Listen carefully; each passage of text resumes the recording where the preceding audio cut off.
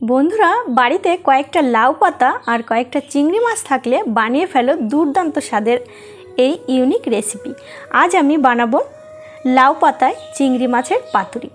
রেসিপিটা পারফেক্টলি করার জন্য থাকছে অনেক টিপস অ্যান্ড ট্রিক। আচ্ছা, ড্রিম কিচেন উইথ ভিলেজ ফুডের নতুন একটা রেসিপিতে তোমাদের সবাইকে স্বাগত জানিয়ে আমার নতুন রেসিপিটা শুরু করছি। আজ আমি বানাবো লাউ পাতায় চিংড়ি মাছের পাতুরি। তো চলো বন্ধুরা রেসিপিটা শুরু করছি। প্রথমেই দেখতে পাচ্ছ নিয়েছি আমি কিছুটা চিংড়ি মাছ। তো চিংড়ি মাছগুলো খোসা ছাড়িয়ে খুব ভালোভাবে ধুয়ে নিয়েছি। আর এর মধ্যে দিয়ে দিলাম কাঁচা লঙ্কা, রসুন, জিরে একসঙ্গে বেটে নিয়েছি। দিয়ে দিলাম কিছুটা সাদা সর্ষে বাটা আর কিছুটা পোস্ত বাটা। দিয়ে দিলাম পরিমাণ মতো হলুদের গুঁড়ো আর দিলাম স্বাদ মতো লবণ আর দিলাম দেখো 2 চামচের মতো টক দই।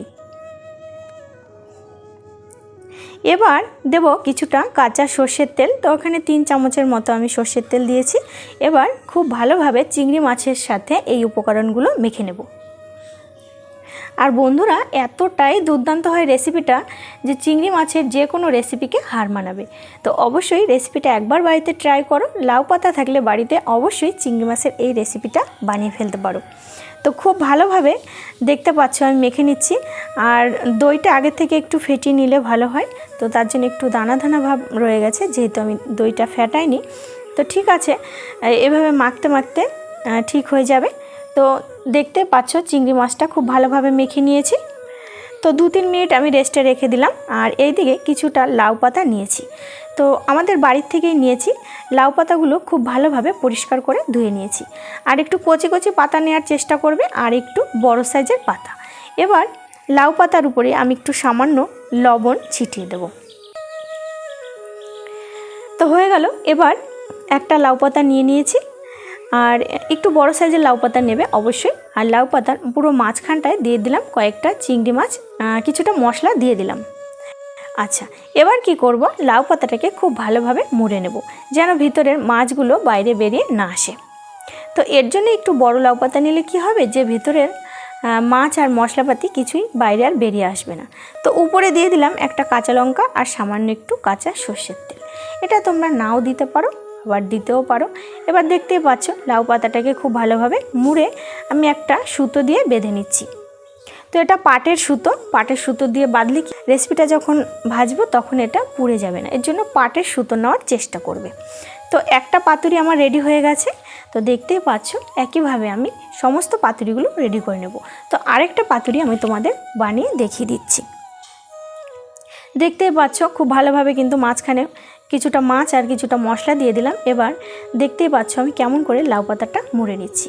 এইভাবে মুড়লে ভিতরে মশলা মাছ কিছুই কিন্তু বাইরে বেরিয়ে আসবে না। এবার সুতো দিয়ে বেঁধে নেব। একটু টাইট করে বাঁধতে হবে। যখনই রেসিপিটা রেডি হয়ে যাবে তখন কিন্তু একটু নরম হয়ে যাবে আর একটু ছোট হয়ে যাবে, তার জন্য একটু টাইট করে বেঁধে দিলাম।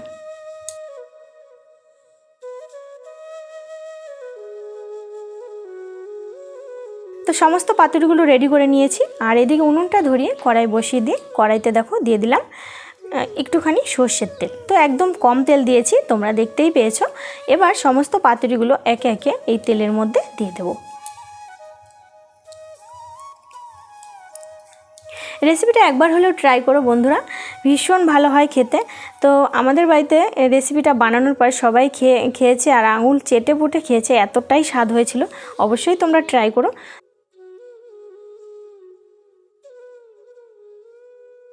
তো পাতুরিগুলো কড়াইয়ের মধ্যে দেওয়ার পরে আমি 5 মিনিট ঢাকা চাপা দিয়ে হালকা আঁচে খুব ভালোভাবে রান্না করে নিয়েছি। তো একটা সাইড হয়ে গেছে আর ভেতর দিয়ে কিছুটা জল বেরিয়েছে, যেহেতু লাউ পাতা ছিল তার জন্য পাতাটা সেদ্ধ হয়েছে আর একটু জল বেরিয়েছে। আচ্ছা, এবার সমস্ত পাতুরিগুলো আমি একে একে উল্টে দিচ্ছি। একটু আস্তে আস্তে নাড়াচাড়া করবে, যেহেতু সেদ্ধ হওয়ার পরে নরম হয়ে যায় আর এটা লাউ পাতা।